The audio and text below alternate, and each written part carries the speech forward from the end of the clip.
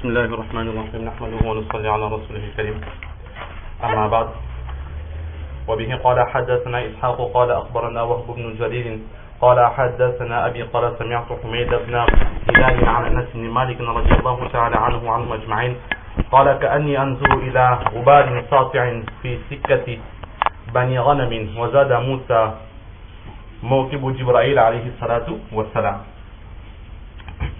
Par la grâce d'Allah, aujourd'hui nous voyons un nouveau hadith, toujours dans ce livre du Bukhari Sharif, dans le chapitre sur la création des anges, où Imam Bukhari alayhi rahman nous rapporte un récit qu'il a appris de son professeur Ishaq, qui lui-même l'a appris de Wahab, fils de Jalil, qu'il a appris de son père, qui a appris de Humayd, fils de Hilal, qui a appris de Anas ibn Malik, radiallahu ta'ala, qui dit que c'est comme si que je vois la poussière s'élever dans la ruelle des Bani Ghanam. Et un narrateur appelé Moussa, il rajoute, lorsqu'il rapporte cette narration, il rajoute que c'est comme si que, il rapporte que Hazrat Anas radiallahu ta'ala a dit que c'est comme si que je vois le cortège de Hazrat Jibra'il alayhi salatu wassalam dans cette ruelle des Bani Ghanam. Alors tout d'abord, dans ce hadith, la première chose qui nous intéresse, pourquoi est-ce que ce hadith a été mentionné dans ce chapitre sur la création des anges? Tout simplement parce que dans ce hadith, il est mentionné le nom de Hazrat Jibra'il alayhi salatu wassalam, donc encore une preuve de notre croyance que les anges existent.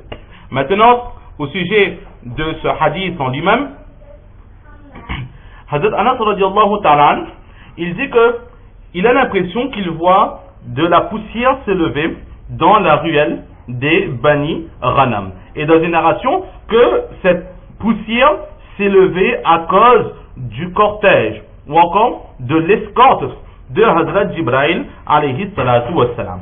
Alors tout d'abord, la ruelle des Bani Ghanam, les Bani Ghanam, c'est, on va dire, une tribu appartenant à la grande tribu des Khazraj, et dans cette tribu appartenait par exemple Hazrat Abu Ayyub Ansari radiallahu ta'ala an.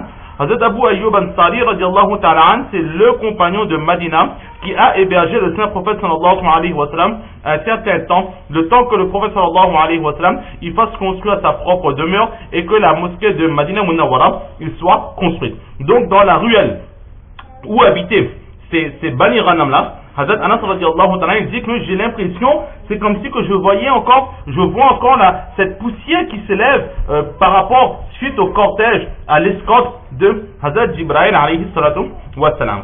Alors tout d'abord, ici, dans notre contexte occidental ou réunionnais, on ne comprendra pas forcément cette appellation de la ruelle des Bani Ghanam. Alors il faut savoir que bon, ici, en France, etc., les rues, ils ont des noms, et la rue Pasteur, la rue Marshal Leclerc, la rue Jean Châtel, la rue Jolobert, toute forme de nom que l'on peut trouver, et dans une rue peut habiter différentes familles.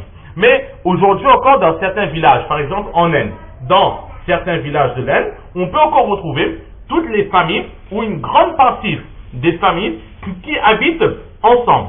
Ils ont 4 ou 5 ou 6 maisons, parfois toute une rue n'est habitée que par cette famille et depuis toujours ils habitent là. Leurs enfants font construire leur maison dans cette même rue ou de cette même ruelle. Parfois il faut monter un étage sur ces maisons, etc. Donc ils ont l'habitude de vivre en famille, groupés dans un même endroit. Alors par exemple en Inde, lorsque nous passons dans ce genre de rue, alors tout simplement cette rue portera le nom de la famille qui habite. La rue par exemple des Patel, la rue des Ravats, la rue des Mullahs, la rue des Mongolia, la rue des Bana, la rue des Desai, etc., etc. Donc cette rue portera directement le nom de famille des personnes qui habitent ici. Alors peut-être que Hazrat Anas radiallahu ta'ala an, à l'époque à Madina Munawwara aussi, eh bien les tribus ils habitaient ensemble. Donc dans une partie de Madina il n'y avait en général que cette tribu qui habitait, ailleurs il n'y avait qu'une autre tribu qui habitait. Alors au lieu d'inventer des noms, ils disent simplement la rue où cette tribu habite. Cela ne veut pas dire qu'entre eux il y avait des querelles, il y avait des mésententes, etc. Comme par exemple aujourd'hui, si on trouve une certaine communauté qui habite avec toujours sa même communauté et que les mariages sont intracommunautaires, cela ne veut pas forcément dire que cette communauté-là ne s'adapte pas au mode de vie de ce pays. Mais c'est tout simplement que chaque personne, chaque tribu, chaque pays a ses coutumes et a sa manière de vivre. C'est-à-dire qu'il y a les lois du pays, donc nous devons tous respecter les lois. Et ensuite nous avons nos petites habitudes, nous avons nos petites coutumes que nous aimerions bien garder. Maintenant, certaines personnes n'apprécient pas nos coutumes. Il y a certaines choses que nous faisons, que d'autres trouvent déplaisantes, et ce que d'autres personnes font, que nous trouvons déplaisants. Et par rapport à cela, de temps en temps, il est préférable justement que des groupes de personnes qui s'entendent, qui ont la même vision des choses, restent ensemble pour éviter les querelles, pour éviter les disputes. Un exemple très très simple et très bête que nous allons donner. Ici à La Réunion, quelqu'un est enrhumé, cette personne va se moucher.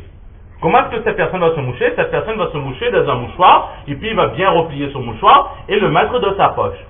En Inde, si nous allons nous moucher dans un mouchoir devant quelqu'un, ce sera considéré comme un manque de respect et un acte vraiment impoli et dépourvu de toute hygiène.